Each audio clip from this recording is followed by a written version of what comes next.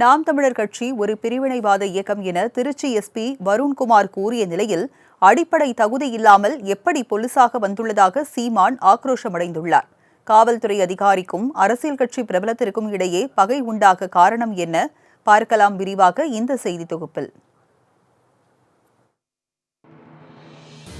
சண்டிகரில் நடந்த 5வது தேசிய IPS அதிகாரிகள் மாநாட்டில் கலந்து கொண்ட திருச்சி மாவட்ட எஸ்பி வருண்குமார் நாம் தமிழர் கட்சி ஒரு பிரிவினைவாதம் என பேசியிருந்தார்.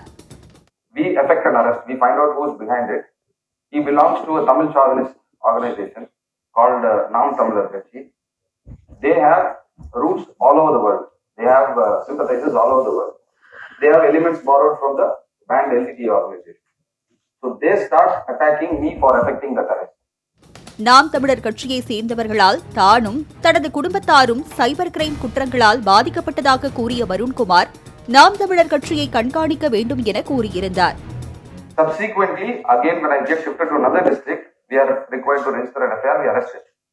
Continuously they attack us. That's my wife, she is my batchmate, she is also a police officer. She was attacked, her photos were mocked, and then they put out my children's photo and they had openly, 2 SPs, they put out my children's photo and they told that we will eliminate them. If not now, after your retirement.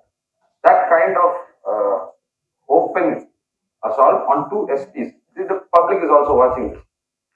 Trichy SP வருண்குமாருக்கும் சீமானுக்கும் இப்போதல்ல பல மாதங்களாகவே பகை நீடித்து வருகிறது. விக்கிரவாண்டி இடைத்தேர்தல் தொடங்கியதில் இருந்தே இருவருக்குள்ளும் மோதல் போக்கு இருந்து வருகிறது. நாம் தமிழர் கட்சியின் நிர்வாகியாக இருந்த சாட்டை துரைமுருகன் காவல்துறையால் கைது செய்யப்பட்டார்.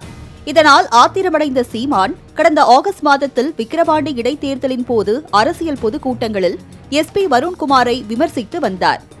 இதை அறிந்த வருண்குமார் சீமானுக்கு எதிராக வக்கீல் நோட்டீஸ் அனுப்பினார். இதற்கு சீமான் எனக்கு ஏற்கனவே இருக்கும் 138 வழக்குகளை 200ஆக மாற்ற முயற்சிக்க வேண்டாம், எத்தனை நோட்டீஸ் வந்தாலும் அதனை குப்பை தொட்டியில்தான் போடுவேன் என்றும் தெரிவித்திருந்தார். அதோடு IPS அதிகாரியாக இருந்த வருண்குமார் திமுகவின் ஐடி விங்காக செயல்பட வேண்டாம் என சீமான் தெரிவிக்க, அதற்கு வருண்குமார் திரள் நிதியிலோ பிச்சை கேட்டோ தனக்கு இந்த பதவி கிடைக்கவில்லை, மாறாக இரவு பகலாக உழைத்து ரத்தம் சிந்தி கடுமையாக படித்து IPS ஆகியுள்ளேன் என பதிலளித்திருந்தார். இவ்வாறு சீமானுக்கும் எஸ்பி வருண்குமாருக்கும் இடையே பல மாதங்களாக மோதல் போக்கு நீடித்து வருகிறது. இந்நிலையில் சண்டிகரில் தேசிய IPS அதிகாரிகள் மாநாட்டில் வருண்குமார் நாம் தமிழர் கட்சி குறித்து பேசியது மீண்டும் சர்ச்சையை ஏற்படுத்தியது. We gave a complaint. The government was supportive. The police department was very supportive. 3 FIRs were registered. But it has been 3 months now. We have not got replies from Instagram, Facebook and X, former Twitter. And also one of the prayers in the High Court is to order X to take down all those offensive tweets. Because even now, the photos of my children, wife, mock photos, my photos is all there in Twitter. வருண்குமாரின் இந்த பேச்சு இணையத்தில் வைரலான நிலையில் நாம் தமிழர் கட்சியின் ஒருங்கிணைப்பாளர் சீமான் காட்டமான பதிலடி கொடுத்துள்ளார்.